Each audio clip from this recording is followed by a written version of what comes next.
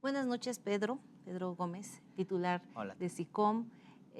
Pues estamos precisamente aquí en un estudio SICOM. Te agradezco muchísimo esta entrevista para el programa de Ángulo 7 Radio. Pedro, me gustaría iniciar preguntándote, antes de SICOM, rapidísimamente, cuéntame tu trayectoria. Mira, yo estudié mercadotecnia y me especialicé en mercadotecnia política. No ejercí los primeros años, ejercí en Ciudad de México la parte de mercadotecnia comercial en una empresa grande de construcción que se llamaba en ese momento SARE, que era pues, como la competencia de Casas G o ARA, ¿te acuerdas? Era una parte de construcción muy grande. Y ahí me especialicé en el marketing digital que empezaba, sobre todo en uso de redes sociales y demás, empezaba a tener fuerza. Y en esa especialización me asocié con una persona para tener un despacho digital, y es así como por casualidades llegamos con clientes en la parte política. En ese momento pues, empezaba el boom de las redes sociales. Bueno, platico rápido mi historia. El primer cliente fuerte que tuvimos en su momento fue Juan Carlos Bastiri, un poblano, pero fue por medio de un contacto en Ciudad de México, y ahí empezamos con Rosario Robles y Presidencia de la República, y es donde nos especializamos mucho en la parte digital. Fuimos de los primeros, de hecho, en el país. Luego, en el 2018, me traen a Puebla para el tema de las campañas de Morena, precisamente. Y bueno, pues desde ahí me ha tocado participar en todas las campañas precisamente de Morena. He trabajado para muchos partidos, he trabajado en muchas campañas, he trabajado en muchas administraciones.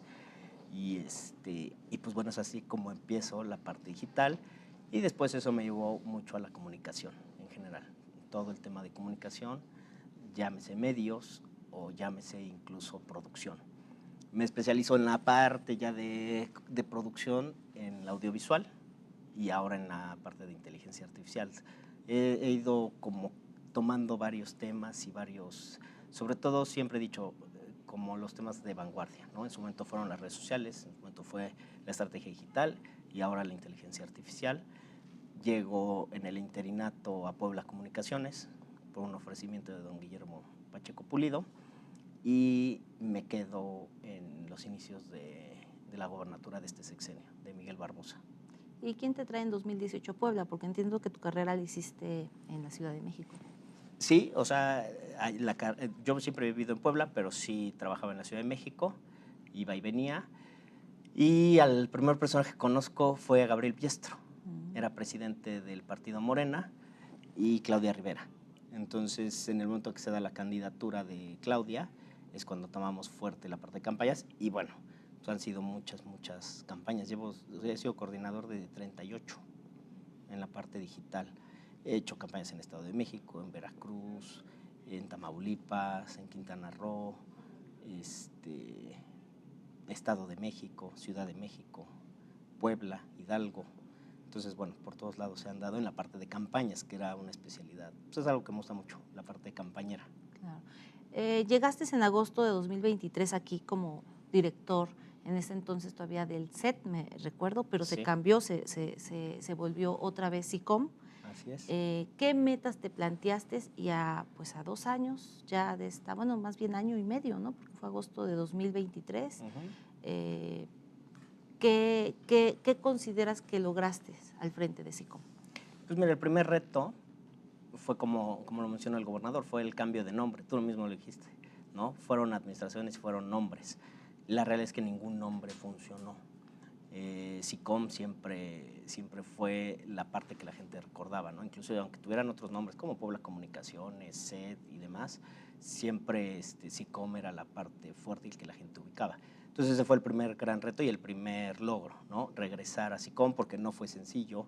¿Por qué? Porque hay todo un tema de actas constitutivas, concesiones, etcétera. El gran reto fue, y es donde me invita el gobernador Sergio Salomón, es porque se habían perdido las concesiones. De las 8 concesiones se habían perdido 5. Entonces, como yo tenía especialidad en la parte de concesiones, porque yo había traído la última de Zacatlán en el interinato, él me convoca y me pregunta si era posible que yo recuperara las concesiones. Tuvimos una reunión con nuestra abogada y empezamos con el trabajo, y ese fue lo primero. Después era lograr meterle un poquito de tecnología al sistema. Era un sistema totalmente olvidado. El SICOM estaba totalmente olvidado, sobre todo en la parte de producción audiovisual. Entonces, compramos toda la maquinaria, el gobernador fue generoso, presentamos un proyecto y no solo las máquinas que generaban producción, sino que generaban inteligencia artificial para poder utilizarlas en las diferentes áreas. Por eso se usan en diferentes áreas de noticias, de televisión. De radio es muy poco, es una realidad. Por ahí sí hay algunos productos de inteligencia artificial, pero no es tan indispensable. El radio es un poquito más artesanal. Y de ahí pues vino el gran proyecto de la ampliación, que pienso que es el proyecto que va a quedar pues, en la historia, ¿no? Porque el sistema desde que empezó no había tenido una ampliación, era muy complicado por las regiones. Es cierto que nos ayudó la tecnología, no son lo mismo los transmisores, ni pesan lo mismo un transmisor de hoy que de hace 10 años. Antes se pedían pues, torres especiales, antenas y demás. Ahora en las mismas torres donde está radio, pudimos con una parte de reforzarlas, subir televisión. Entonces estamos igualando la capacidad de radio, que era muy grande, con televisión. Somos el estado con mayor cobertura, con un territorio disparejo. O sea, que tenemos cierre, porque hay algunos que tienen cobertura total, pero son estados pequeños y son estados totalmente planos. Entonces, con estas características de territorio irregular, somos el estado con mayor cobertura y ese fue el mayor reto. Otro reto, pues, son los contenidos. Cada vez es más complicado el contenido educativo y el contenido, sobre todo, social. Entonces, aquí hicimos muy buenas alianzas. Es muy difícil que una televisora produzca tanto contenido. Pasamos de un canal a dos, tenemos 2 canales con identidad diferente. Antes era un canal con una repetidora, ahora no, ahora son 2 canales. Entonces, para llenar todos estos contenidos es a base de convenios, que fue también un reto. Nos dedicamos 2 meses de inicio de la administración a recorrer Ciudad de México para firmar convenios. Firmamos con Canal 11, firmamos con Canal 22, firmamos con Red México, con Red Tal, firmamos con UNAM, firmamos con Cine Mexicano. Entonces fuimos haciendo esto en los deportes, un canal 16.2 lo volvimos un canal de mucho entretenimiento donde se pasaban temas de los Pericos de Puebla, del fútbol femenil, se pasaban partidos de baloncesto, de Aztecas de la UDLA. Entonces fue el reto, pero el reto hubiera sido imposible producirlo. Hay lugares donde dicen, no, pues yo produzco hasta donde pueda. Y no, aquí es echar mano de otros y nosotros centrarnos en la producción de las secretarías y sobre todo programas educativos y más que educativos de capacitación. Tenemos programas que son de capacitación. ¿Y qué inversión se necesitó para la ampliación de la cobertura de digamos, cuánto tenías y ahora entiendo que son el 96%? Pasamos de tele del 52 al 96, como decía el gobernador, le explicaba yo, es el bañado de señal. O sea, ¿qué pasa? Pues tú tienes una cobertura, ¿no?, que te garantizan estos aparatos, pero bueno, siempre dependiendo, a lo mejor si hay buena altura, el clima, o sea, es el bañado de señal. No. Incluso en radio nos pasamos, por eso muchas veces en temas electorales en Tlaxcala y en Estado de México, y incluso en Veracruz, nosotros entramos en veda, porque nuestra señal es muy potente y llega a pasar a otros estados. Entonces, radio pasamos al 98, televisión entre el 94 y el 96%, más bañado. Por eso se clasifica ya como una cobertura total, ¿no? ¿Y la inversión fue parte del presupuesto anual o se requirió más inversión? No, SICOM tiene un presupuesto anual muy pequeño, que abarca únicamente el tema de nóminas y una producción pequeña. Es una realidad que le apostamos al capital humano también. Pedimos una ampliación para contratación de personas, tanto para proyectos de cine que ya hacemos, como proyectos de inteligencia artificial. Y este proyecto fue solicitado al gobernador. Había unos proyectos anteriores que superaban los 100 millones, 150 millones de pesos, y nosotros presentamos uno de 36, que fue el que se quedó. Es una inversión pequeña para el beneficio. Imagínate, es la ampliación total, porque este sistema pues, te permite toda la televisión educativa, cultural, informativa. Pedro, preguntarte, ¿por qué se habían perdido estas 5 concesiones que comentabas anteriormente? Pues mira, por temas administrativos. son temas totalmente administrativos, de no darle seguimiento. Las concesiones tienen un plazo. Yo creo que pensaron que las concesiones terminaban pues cuando dice el papel, y no, los contratos son claros y las concesiones, que tienes que ir haciendo una renovación previa. Entonces ellos simplemente te avisan que la concesión ya, aunque le quede un año, así nos pasó. 3 tenían todavía un año, pero ya te avisaban que ya no existían o que ya las habían tomado inclusive. Por ejemplo, la de Teciutlán ya la había tomado el Politécnico Nacional. Entonces ahí fue muy generoso el director el doctor Arturo Reyes, para regresarnos. Literal no las regresó, no las donó, la concesión de Teciutlán. Entonces así, y las demás sí las pudimos recuperar de forma legal. De hecho, no las recuperamos, son nuevas. Las concesiones se perdieron, son ahora nuevas, con vigencia de 9 años. Es por eso que también es la apuesta de la ampliación de la señal, ¿no? Porque pues, tú tienes todas tus señales de radio en orden. Claro. Y preguntarte, decías de los contenidos y comentabas que es caro producir contenidos. ¿Cuáles son los retos ahí para generar contenidos, aparte de todos los convenios que se firman con Canal 11, con Canal 22, todas las televisoras públicas? ¿Cómo se puede crear contenidos que hagan frente a una televisión o una radio comercial? ¿Se puede? Mira, competir no se puede, es una realidad. Incluso las televisoras comerciales ya no compiten con las plataformas digitales. Donde sí se puede es exactamente donde no llega, por ejemplo, otras señales y donde no llega internet, y en las zonas conurbadas hay que buscar, y siempre se debe uno aferrar, y sí hay un público fuerte para la parte de educación, y sobre todo a mí me gusta mucho el contenido que ayuda a la gente, ¿no? Por ejemplo, los programas que tenemos con la Secretaría de Desarrollo Rural, donde se hacen capacitaciones en los programas, ¿no? Para hacer huertos, para cómo se hace el mezcal, etcétera, etcétera. Y, por ejemplo, tenemos programas como el del DIF, ¿no? Donde se orienta a la gente. Pues hay personas que no saben ni siquiera qué beneficios se ofrecen en el DIF, ¿no? Cuando son muchos.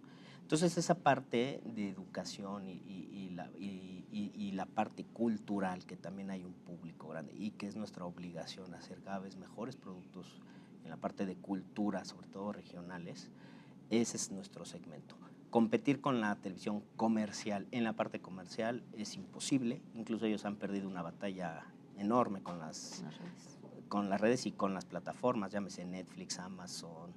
Entonces nosotros necesitamos cubrir bien nuestro nicho, ¿no? Que es la parte cultural, y por eso también la cobertura es importante, porque llegamos a lugares donde no llega nadie y donde también el tema informativo debe ser una parte importante. Por eso los noticieros también en esta nueva etapa se fortalecieron mucho. Nos trajimos pues una plantilla importante de conductores y fortalecimos mucho la parte del reportero. Entonces, es, digamos, cubrir ese nicho que tiene, pero sí se puede, digamos, quitarle público a la televisión o radio comercial a través de las radios públicas en algún momento. Digo, ya lo perdieron respecto a las plataformas o respecto a las redes, pero son dos preguntas en uno. O sea, se puede producir contenido, pero entiendo que eso cuesta mucho dinero. ¿O qué contenido se puede producir para fortalecer el público de las radios y televisiones públicas? Mira, sobre todo el contenido cultural, por ejemplo. Es un contenido que gusta, que tiene un público fuerte. Lamentablemente es menor que el público comercial, vaya, no nos engañemos, pero se conserva un público importante. Y aquí hemos luchado mucho por el público familiar. El gobernador es algo que a mí me pidió desde el inicio, ¿no? Me dice, tienes que buscar que de nuevo las familias vean televisión juntos, ¿no? Entonces, es por eso que se hicieron muchos convenios para tener buenos contenidos nacionales o internacionales, pero también la producción debe ser en un sentido cultural. Yo me quedé con muchas ganas. Uno nunca sabe, a lo mejor lo puedo echar a andar de forma incluso digital, bueno, uno nunca sabe, pero la parte de la educativa de alfabetización. Yo exploré por ahí métodos cubanos, donde podías alfabetizar por medio de televisión o de redes sociales a personas en 6 meses. Entonces imagínate la importancia, ¿no? Ya con una cobertura social, total, y que tú puedas desde un set de televisión provocar eso, ¿no? ¿Cómo se lograría? Bueno, pues yo proponía el poner televisores en escuelas públicas y demás. Lamentablemente, pues el tiempo fue corto. Creo que estamos dejando, como le dije a quien viene, ¿no? Así que te estoy dejando el cohete, ya lo pusimos en sintonía, ya aprendimos los motores, ¿no?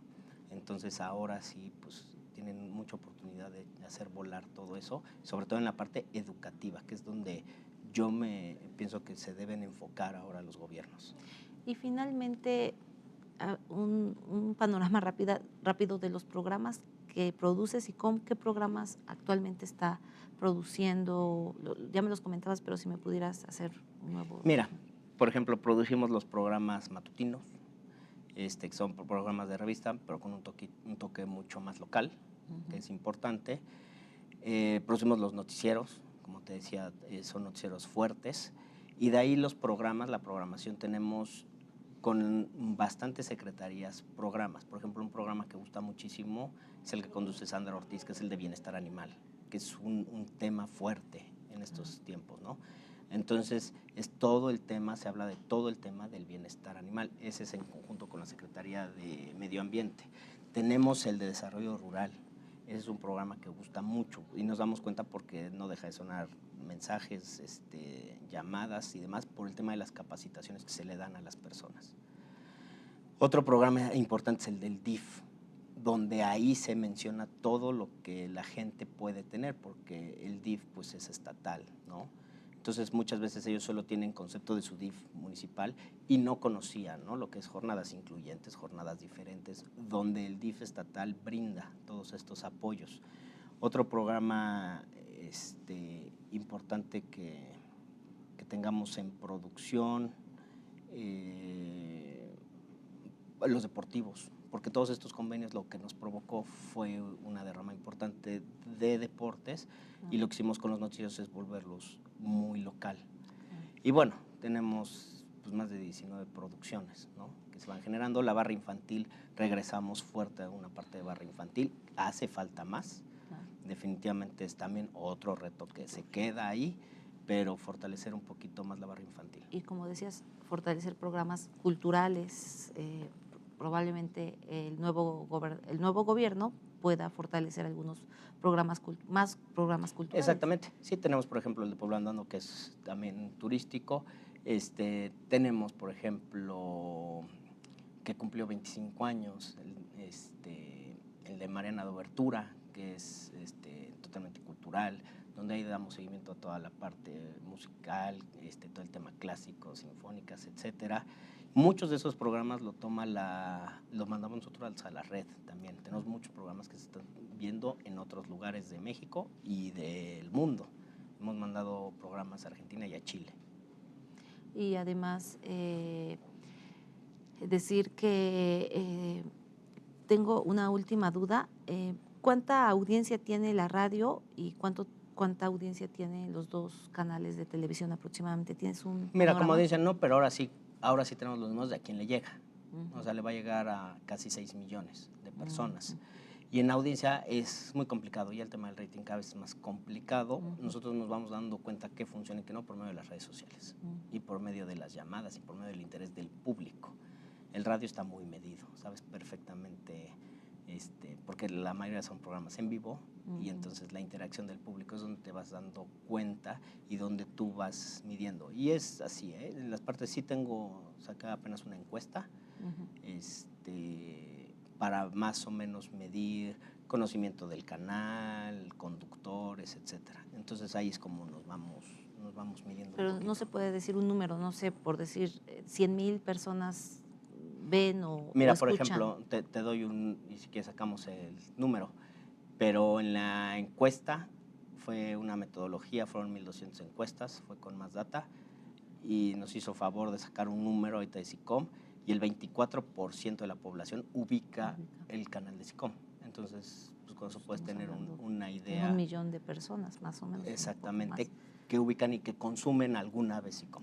llámese noticiero, por programa es complicado, Claro. habría que detallar Sí, por sí. programa. Pero ya se Como tiene un conductor panorama. sí sé quiénes son, los conductores o las conductoras que más ubica a la gente, y también ahí yo me puedo ir dando cuenta. Y además, pues con eso se puede también tener el reto de aumentar ese 24%. A lo Sí, mejor claro. se podría aumentar un porcentaje.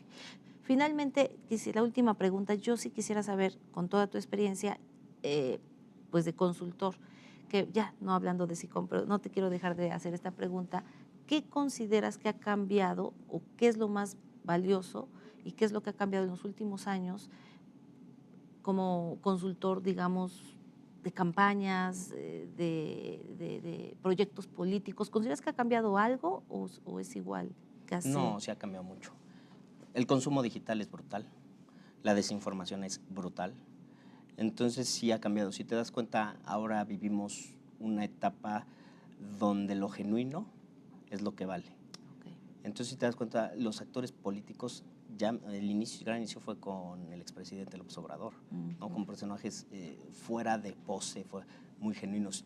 Por ejemplo, el gobernador Sergio Salomón, yo siempre se lo digo, él va a salir con una aprobación increíble. Además de su trabajo, que es un gran trabajo, sobre todo en el área de educación, y que dejará huella en esa parte, pero él, su forma de ser, cómo se mueve, cómo saluda, cómo se expresa, bueno, ahorita lo acabaste de ver, todo eso lo vuelve una persona muy genuina, y eso es lo que en las redes la gente premia. Si tú te das cuenta, pues todo el tema genuino y demás de los influencers. Por eso cada vez hay más influencers que tú dices, oye, pues a lo mejor no tienen ninguna preparación, pero son genuinos, son simpáticos. Es lo que va generando mayor atracción al público, y eso le pasa a los políticos. Con el crecimiento de las redes sociales es lo que pasa. ¿Qué ha cambiado? Pues es una desinformación fuerte en la parte de las campañas. Pues ha cambiado mucho el discurso. Pero a final de cuentas antes eran más poses, más como Sí, todo pensado, y ahorita es más, o sea, ser genuino te ayuda y además conviene más a la ciudadanía que los actores sean genuinos. Los premian, pues tú analizas las últimas elecciones. Hay muchas personas que confunden el tema, por ejemplo, de algunos morenistas, ¿no? No, es que es míralo, está sentado mal y no usa corbata, no. Y no es eso. No es que la gente diga, pues es que es ignorante, no, sino que es genuino, ¿no? A la vista o al hablar. Te digo, el que rompió todos los esquemas ahí fue el presidente López Obrador. Te digo, yo te lo digo porque sí lo hemos analizado en muchísimas campañas, y cada vez los políticos de pose son los que menos atracción tienen, ¿no? Por ejemplo, con Enrique Peña Nieto pasó algo, empezaba ya a pasar eso, porque a pesar de que era alguien muy trajeado, era simpático, ¿no? Para las mujeres muy guapo, y entonces él empezó a romper un poquito con esos esquemas y se volvió un personaje atractivo. Claro. Y pues ya después vienen otros personajes. Fox lo fue en su momento, sí, claro. Por eso también. Y al final de cuentas, digamos, el ser genuino sí creo que ayuda a la ciudadanía, porque si eres genuino, muestras lo que eres y claro, hay una honestidad, digamos. Claro. Y creo que eso puede ser algo positivo, sí, para el futuro. Y las redes sociales no te perdonan una. O sea, las redes sociales ahora tienes 80 cámaras encima todo el día, ¿no?